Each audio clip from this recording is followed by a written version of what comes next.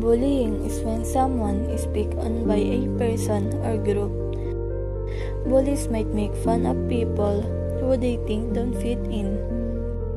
Bullies might make fun of others for many things, including appearance, how someone looks, behavior, how someone acts, social status, whether someone is popular, sexual identity, like being gay, lesbian, or transgender.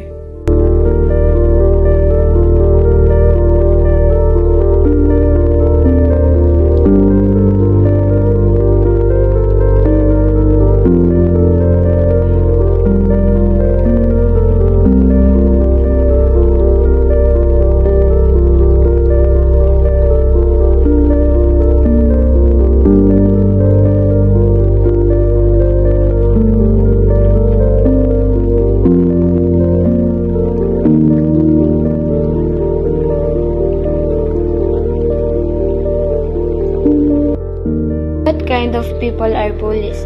Both guys and girls can be bullies. Bullies may be outgoing and aggressive. This kind of bully might make fun of your face or physical hurt you. Quiet and sneaky.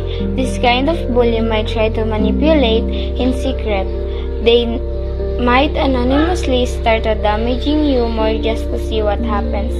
Friendly and fake.